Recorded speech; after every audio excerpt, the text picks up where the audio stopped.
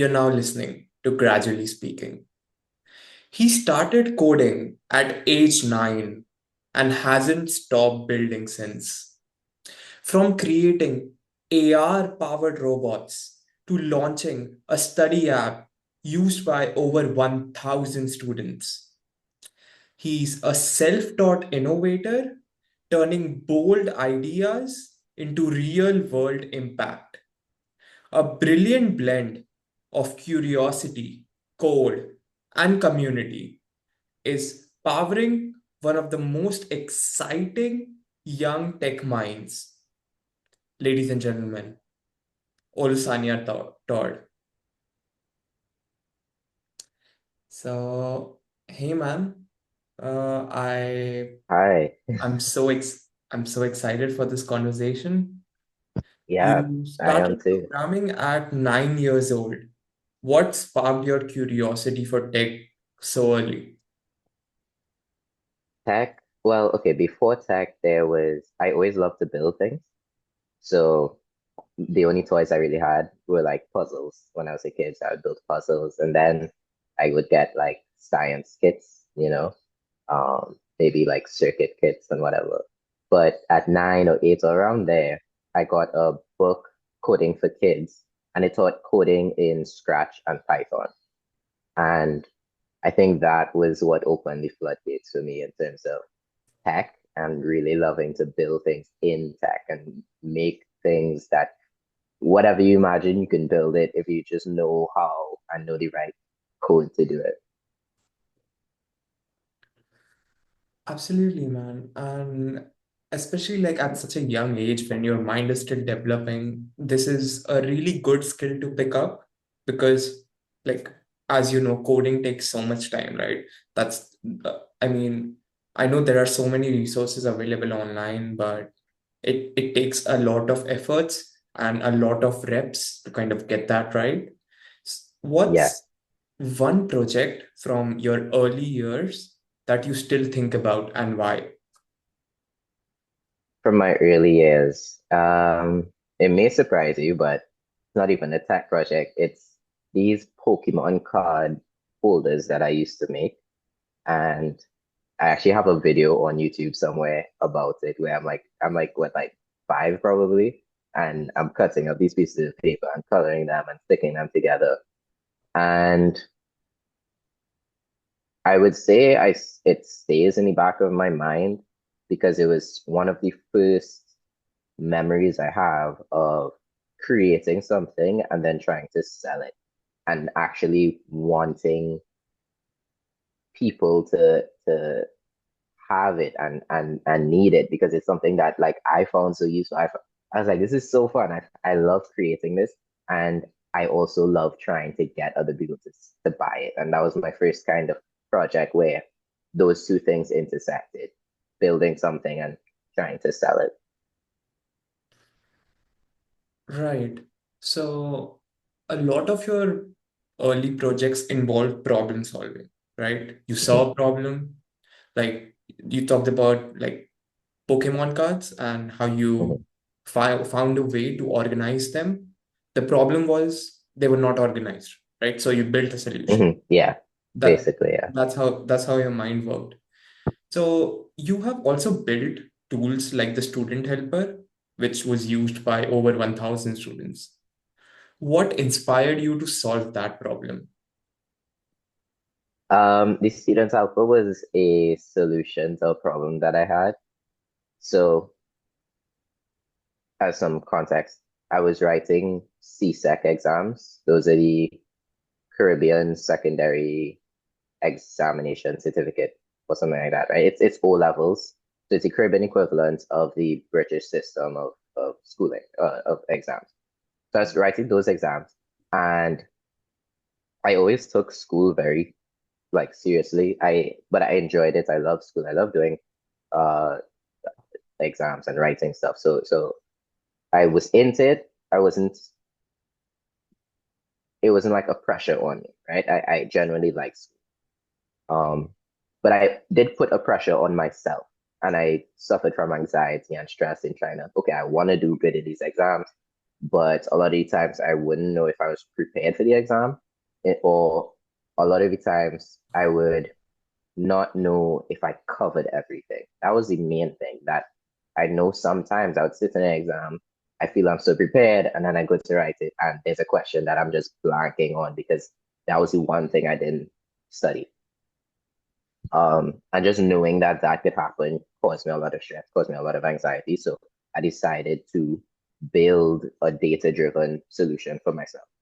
This this is way before the student help, but this is just something for myself that I started in Google Sheets. It was literally just a spreadsheet.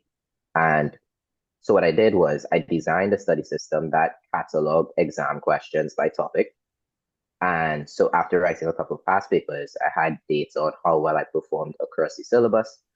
And so I knew where to focus my study. I knew what I covered, what I didn't cover, what I was good at, what I wasn't good at. And it was extremely effective. I got distinctions in so many subjects. And even before that, I knew it was worth it. I could feel that I'm feeling more confident. And I started sharing that spreadsheet with my friends. And then I had an actual solution and I wanted to share it with people. And that's what the Student Hub was born. So I tried to turn that spreadsheet into a web app, and now I'm continue refining on that idea and just making it easier and better for students to use. Right. So what you just explained, it's like you built a neural network based that's what you did over time at such a young age, right? And like I know people that have trying to get that are trying to get into like data analysis, and like this project that you built like sounds something that they would do. Like it, It yeah, there is like data analysis in it. It isn't quite neural network level, because there I don't have like like this deep learning algorithm that it's going through. But yeah, there is data analysis happening. It's if I don't know if to go into, I don't know how technical to be with it. Like I could go into specifics of like how I did the metric to tell me like how well I'm doing or what. But yeah, it's pretty low level, I would say. yeah, I see. Yeah. Well, that's a brilliant start. So I I I really like that you described your thought process through it. So I just want to know more about that. So when you Okay. think of a solution, so that's an idea, right? It Yeah. starts off as an idea. So how does it go from idea to prototype to product for you? Okay. So to even get the idea, so sometimes, okay, a lot of times I would just be in the shower or whatever, and I would get ideas and I write it down. But most of the ideas that I've actually acted on were problems that I had myself. So that's where it starts. I have a personal problem, or community that I'm in has a problem. And then the prototype is a solution that I build based on my needs.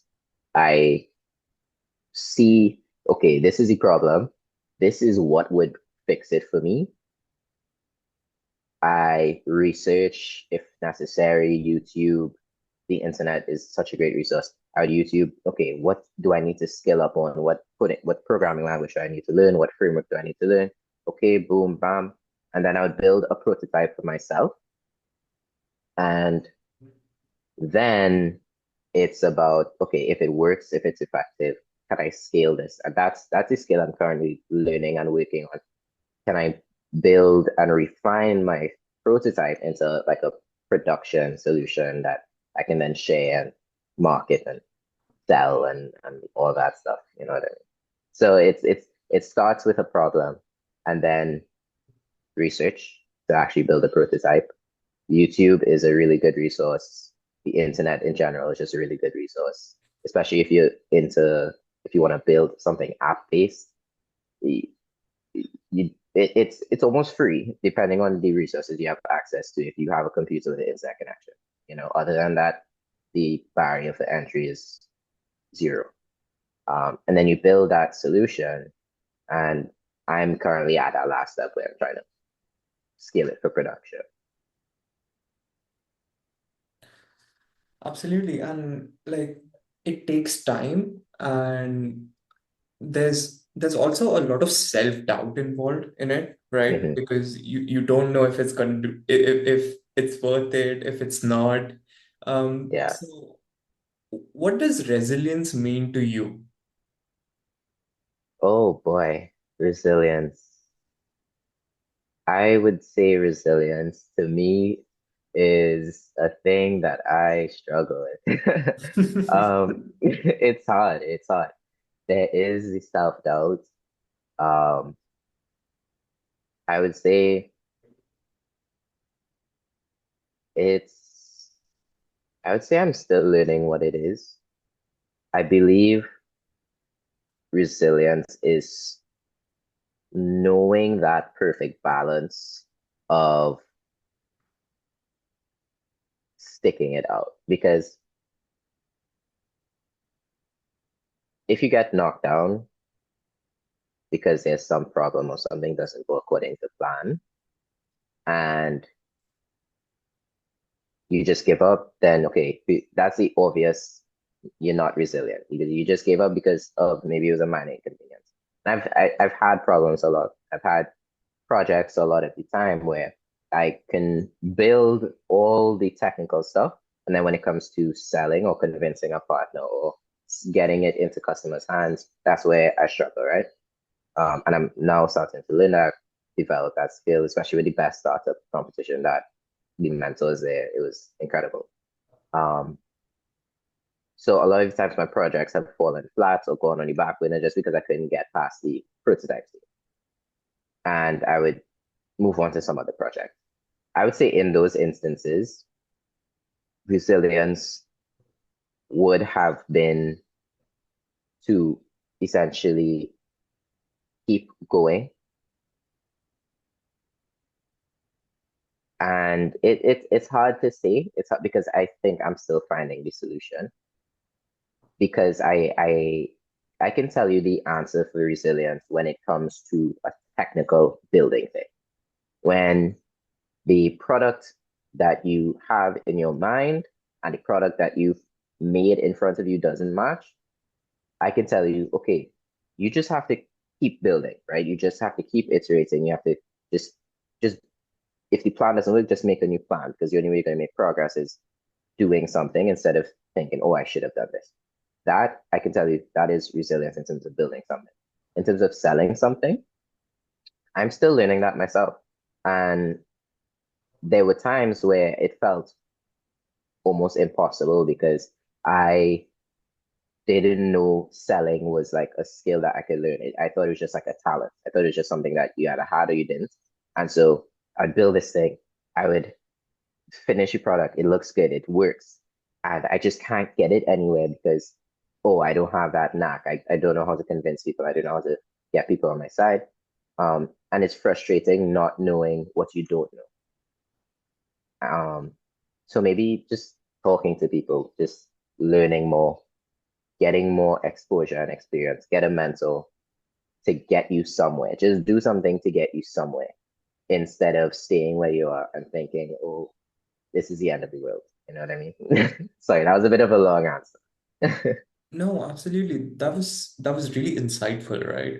Because Mhm, it it it says a lot about how you think, right? mhm, You have the technical skills, and now you're working on your soft skills and how to scale your product. And mhm, like you said, collaboration is one of the best ways to do that, right? Just like talking to people, even if you don't want them on your team, is just to learn from them, right? yeah. That's a really good skill to have. And I really admire your open-mindedness, and like just the ability to know that you're not always right. There's Mhm, always things to learn, mhm. right? So, more about resilience. What was one of the most technically or emotionally challenging project for you that you have worked on? I would say emotionally challenging, it would have been the mill. So this is a project. Long story short, for context, in the Caribbean, at least when I was younger, it's a little bit better now, but it was very difficult to shop online. You needed a skybox, which is essentially an address in the US that you would ship stuff to, and a local company would you would pay them to ship it over, and you need a credit card. So it was very expensive, and most people just didn't do it. You'd end up paying like 50%, whatever the cost of the product is, additionally, maybe even like 60, 65. So it was very expensive to shop online and not very feasible. And so I had this problem. And again, it all starts with a problem that I have. And then I tried to build a solution for it. And I built a e-marketplace that was supposed to connect locals to sell their products online. So you could go shop online for local stuff and then pay cash on delivery. So that was to eliminate the need of a skybox because everything is local, and eliminate the need of a credit card because you can just pay cash. They come, they connect, and you pay them cash. And that sort of cash on delivery system is a very common thing in Trinidad. People sell their items on Instagram and they would meet up with you and you pay them cash and you get it. So there's a lot of artisans and stuff already doing these things. They just don't have a place to do it. And so I wanted to give them that place. And I built it. I built it in WordPress. I started talking to courier companies and tried to connect with apparel brands and partner with them. And it that's where I hit the roadblock in terms of I can't convince these people that I can sell their products. And so I pivoted. I was like, okay, these partners don't know if I could sell. They want to see proof. They want to see that I could sell. Okay. So I started my own apparel brand. And I was like, okay, I'll sell these. And once I sell these, I'll be able to show that I can make sales. So I go ahead and I connect with people that can make these things. I get these shirts made. I get designs done. I connect with artists. I connect with t-shirt printers. I build it. I build the thing again. And then it comes to selling the products to customers, and it's like I can't get it out there. And so, and I don't think it was so much so in retrospect, I'm thinking I don't think it was so much so I couldn't do it. I don't think I was just really that excited about the grind it would take to sell those things. Um, but in retrospect, I think if I wanted to, I could force myself to do it. It doesn't appeal to me. I could have, posted it every day. Instagram, go talk to people, walk around, go in person, go to events and set up a table. I know theoretically steps that would be involved. And I realized maybe those things are just not for me. And I would need a partner to help me do that or something like that. But the mill was really like frustrating because I did not know what to do next. I did not, I reached the limits of my potential in that project because I had built everything. I had built, and everything, all the tasks that were left was just selling and getting it out there. And I didn't know how to do that, or maybe really just didn't want to do things that had to be done. And I got frustrated, and it kind of never got resolved because around the end of that time, I started working on a student helper, and that took over, and I started building that, and I'm still working on it now. So that project never really came to a satisfying conclusion. Um, and I don't think it will because things are getting better in Trinidad. Uh, International shipping is kind of getting more common. Um, that niche could possibly still be something effective, but it's not as pressing as the student helper problem that I'm tackling. So for now, I'm not tackling it. So that was that problem that I had, and I would say in that instance, if I could go back in time, I I don't think I even know what I would have to do differently except get help. So I would have to put more effort into finding a partner that can sell. And even that is a skill I'm still working on and I still don't know how to do because it, it's hard to know what someone can do if they can stick it out. And right now I'm just kind of trying. I'm just working with people and seeing where it goes. I have two really good friends that I'm working with on student help, and we're seeing where it goes, and I'm hoping for the best. But you never really know beforehand, right? So I guess again, it just comes back to keep doing, keep trying, just keep going, do something. It's never completely over. It's never completely lost. Even when you feel like you've done all that was in your ability, go back to learning. Learning is a really good way to generate ideas and think of new things to do. So maybe again, talk to people, talk to mentors, and and it's also okay to step back and just say, okay, this is not gonna happen right now. I can come back to it. It's not gonna be the end of the world. Don't beat yourself up about it. Right. So, by the way you described this scenario, um, I I'm inferring that you like to build things on your own. Yes, yes, yes. Um, so I also saw that you presented your work to the former vice president of engineering at NVIDIA. So how was that like? Oh, it was actually quite smooth and fun. It was a very short meeting. So, for context, what was happening is I had at some point in my secondary schooling, I think around Form 4 or something, I connected with a mentor. I acquired a mentor. It wasn't even on purpose. It was just how things happened.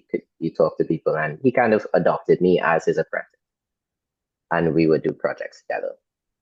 The first project, or one of the first projects that he put me on, was this project for the VP. So it was essentially the vice president of engineering, Claire Delaney. I hope I pronounced that correct. She had this thing that she made called Botiful. It was a telepresence robot. So you know those robots you see in TV shows when people can't come into the office and they have their face on the screen and it's driving around the office. It's one of those, but really tiny. And it you can just plug your phone in and the person on the other side can control it, right? So it's supposed to be more easily accessible for the wider public because everybody has a cell phone, and that's the only thing you need, the cell phone and the robot. Um, and so the technology that it was developed on was a Skype API. The Skype API has since become deprecated. And so I developed something to replace that API. So the video call could be replaced and the robot could work again. Um, and so I presented this to her, and it was a really smooth interaction. She was very kind, very, I think, excited to see that one of her first projects was sort of being reborn. That's what we call the project, the Multiple Reborn. And yeah, it was just a very pleasant experience getting to share that and present that to. Yeah, that's such a fascinating experience because I believe you were really young at that time as well, right? Um, Uh yes. I want to say maybe 18, 19, around oh, oh, yeah, that's very young. Like there. to make a solution that's so groundbreaking and like being Mhm. able to even present that to like a higher up, it's just at such a young age, it's such a good skill to have, and Yeah, I believe you have developed on that since. So, yeah.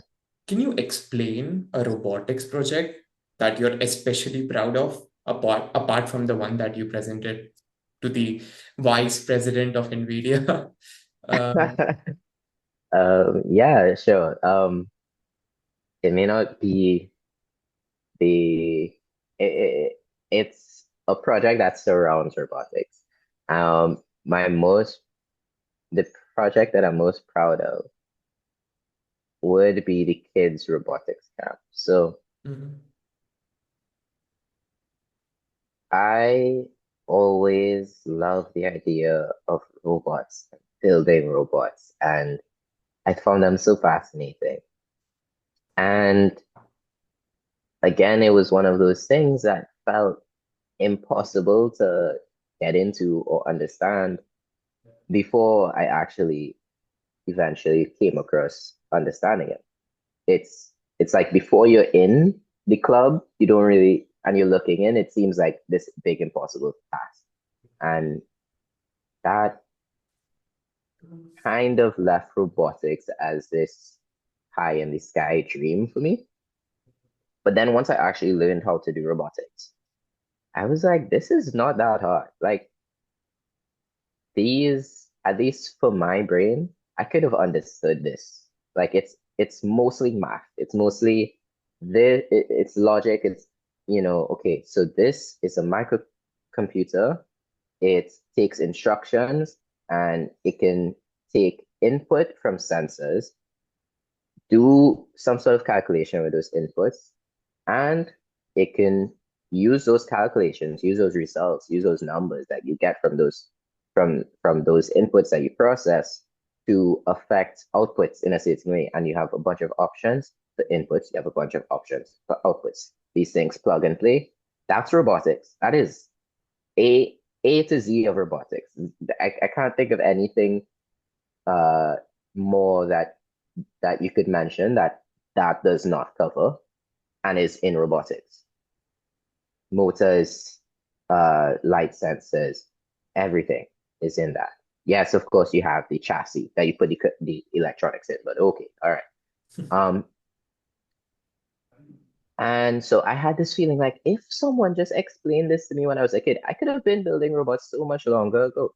And so I wanted to give that experience to kids. And so I did a kids robotics camp, and that was extremely difficult, but it was fun, and I'm proud of it. It did not go perfectly. Um, I definitely did not cost it properly. I tried to match the cost of the for the kids to the cost of the actual physical materials. Um, I didn't want to make any profit, which is a very bad habit that I still have because I need to feed myself if I want to feed others. But I costed it incorrectly and I ended up taking a loss, but it was still worth it.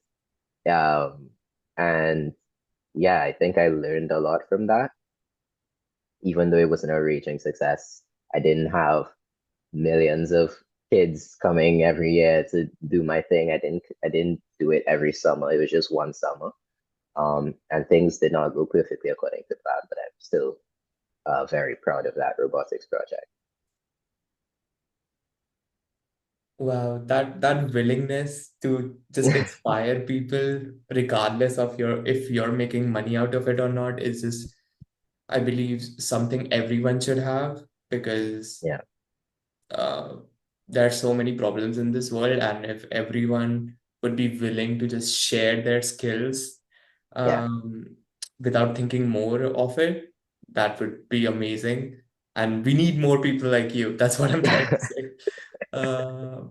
Uh, but yeah, you have founded multiple startups. How do you decide what's worth building and turning into a business? So, well, I would say I am still trying to found my first startup. You know what I mean? Like I've built so many things and I'll put it like this. I haven't registered a single business yet, but I've built so many projects. Um, so I think there's somewhere between idea and a completed business that I am still stuck at or working in, you know what I mean? Um, but in terms of deciding what to build and what is worth building, what I would say is it comes back to real problems. So if I have a problem, I build a solution, and if that solution works effectively for me, I want to scale it and I want to share it with others. That's the main thing. If it's a real problem. I see. That's very insightful. So, is this going back to your robotics summer camp? I'm sorry, I'm just constantly thinking about it because it's such a brilliant idea, right? Because you have the skills and you just did not think about profit at all. You just went into it. Uh, so, how do you think technology can empower young people, especially in places with fewer resources? That is a hard question.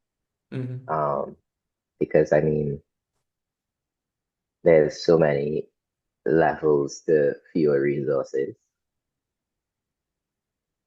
But what I would say is if in those fewer resources, which might be a bit of a privileged uh, way to put it, if in those fewer resources they have internet, if you consider that as like, okay, they can have internet, then number one, hands down, that is like the most empowering technology I can think of because it's a library, it's knowledge, and knowledge is extremely powerful.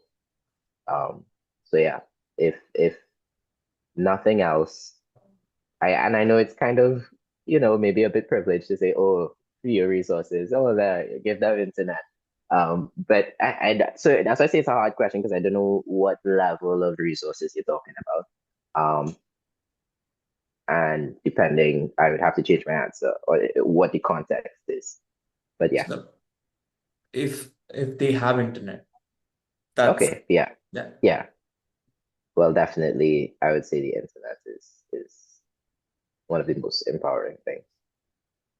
Right, right. So just like try to learn skills that way and like experiment. Yes, yes, yes. So it's the knowledge. It's use. I have learned so many things on YouTube. I feel like 90% of my resume is stuff from YouTube.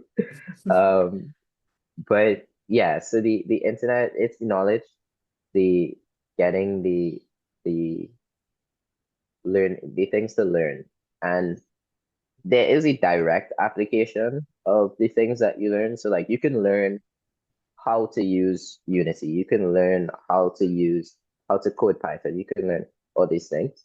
But then there's also the there's another level to it in my head where the more things you learn, at least for me, the more things I learn, the more ideas I get. Like in the middle of a course, professor would say something and they would teach something. I'm like, whoa.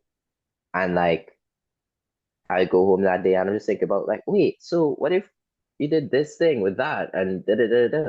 And it just opens up so many ideas, even though it's a concept that it has existed and other people know about it and whatever. Whatever brain chemistry goes on when you learn that thing could be a very unique and very new idea.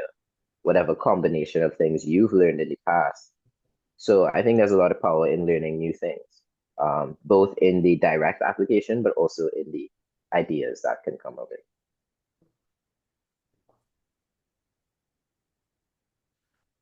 Right, absolutely. And just to like summarize uh, your thought process, Mhm. what's your advice to students who want to start building but don't know where to begin?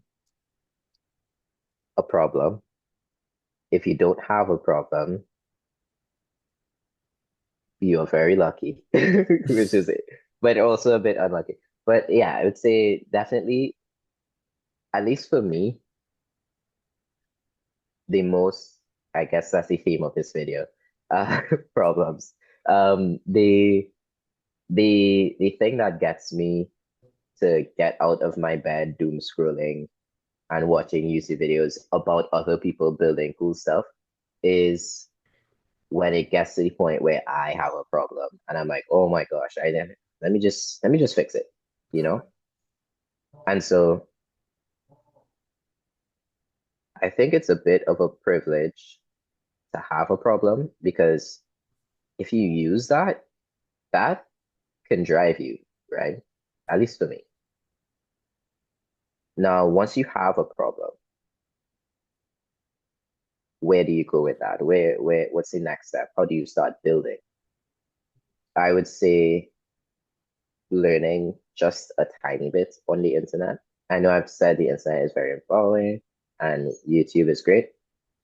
But it's actually there's a thing about YouTube videos where you can feel like you're doing something, but you're not actually getting anywhere. Like you're watching a bunch of YouTube videos, you're learning up this skill. I'm telling you, if you watch that entire Python coding playlist and then go and code Python, you're not going to be able to do anything. You're going to have to watch these playlists again, right? So I would say it's a balance, but it doesn't matter. You don't have to get too nitty gritty and see perfect balance of YouTube videos and then going to actually build a thing. It's just a word of advice. Just research YouTube, search on articles or whatever, just the bare minimum to get the project started. And really, what I would say is to go and build the thing, go and build the solution. That is why we started with a problem. So you have something to build, right? You're not just floating in the air. So you start with that problem, you think of the solution, and then you build it. And you build as much as you can until you hit a roadblock and you're like, I don't know how to do this. Now,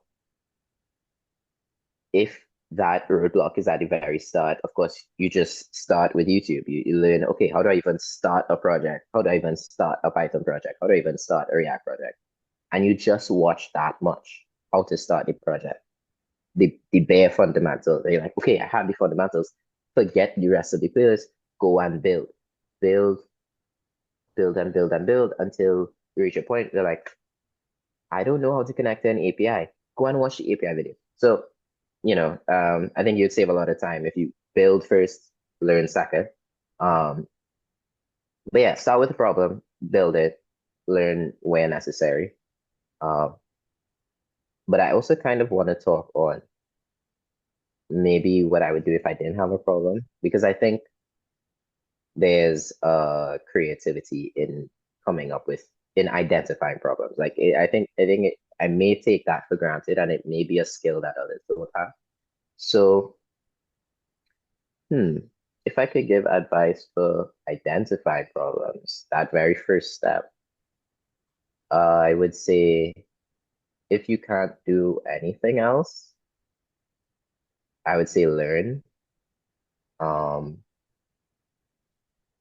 More so, I don't know how to describe the difference better than saying learning in school versus like YouTube videos.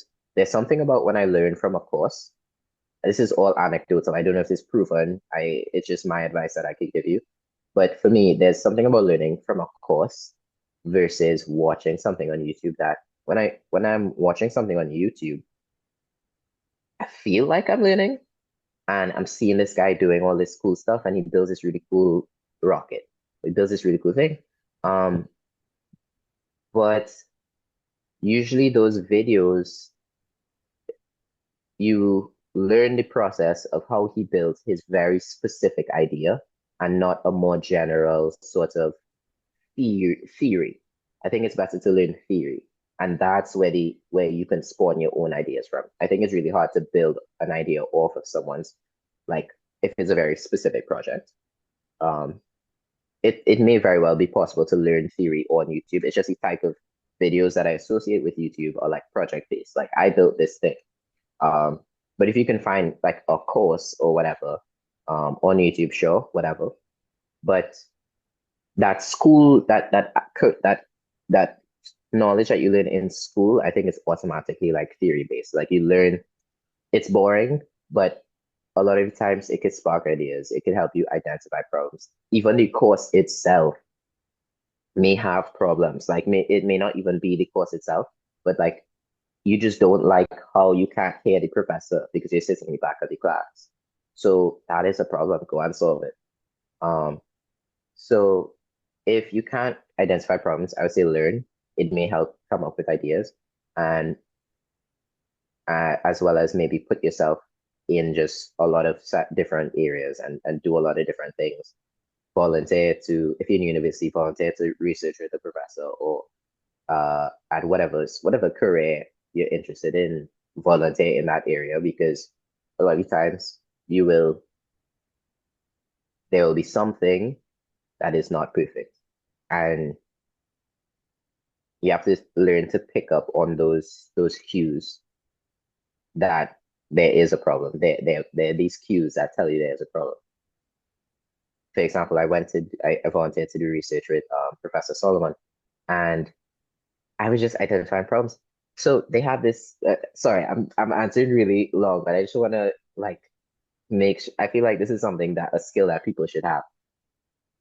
So here's the situation. I go and he is touring us of the lab, and there's this specific machine. I don't know how much about it I can talk about, but there's this specific machine that they use to test metals in a certain way. They have several machines to do different types of testing um, on samples of metal. And there's this one machine that they showed us. They were like, okay, this is how it works. It does this, this, this, this, this.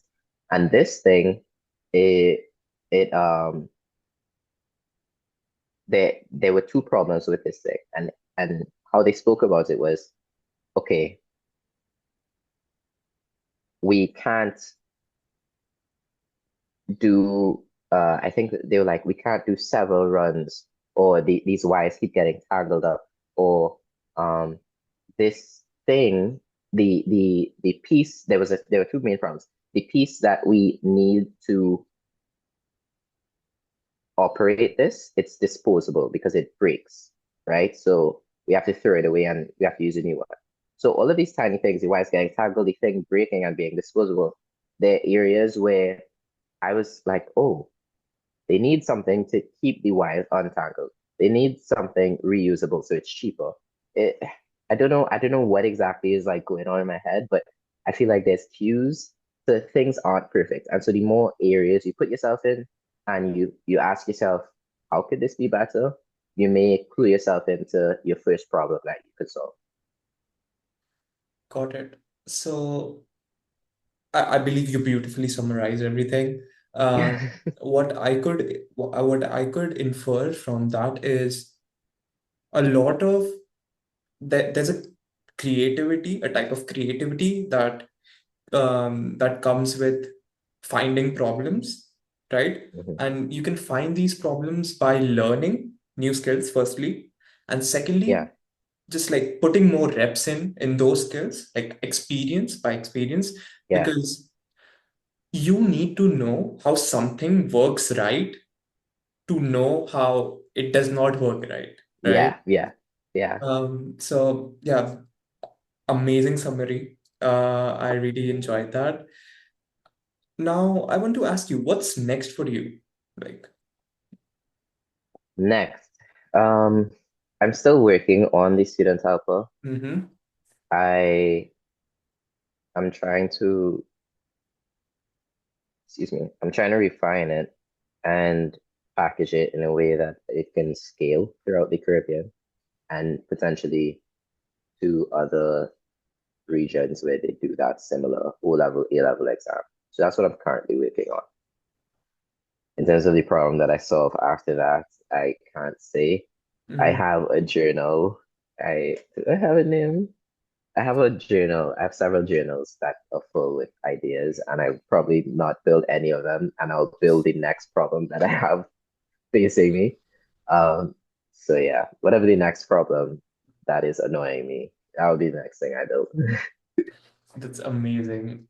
Now let's summarize this amazing conversation with this one last question. What is the best piece of advice you have ever heard or received? The best piece of advice I've ever received,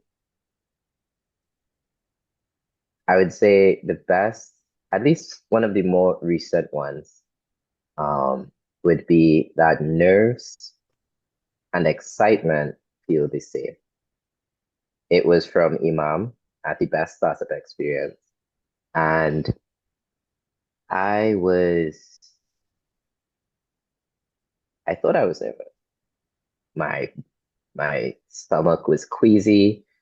My leg was shaking. I was feeling like weirdly cold, but also hot. And I was feeling sick when we had to go present.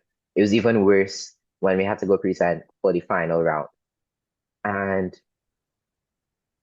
Imam, our mentor, he told me I was feeling so nervous. He's like, "Hey, see those sweaty hands, the butterflies in your stomach, everything you're feeling that you think are nerves is the exact same feelings that you feel when you're excited." And I was like, "Oh yeah, I think I'm gonna win." That's why I'm feeling like this. Like that, I'm excited. I'm so confident in like we put so much work into this, and we stayed up all night. We did not eat, we did not sleep, and I feel like we have a good shot at winning. I'm excited.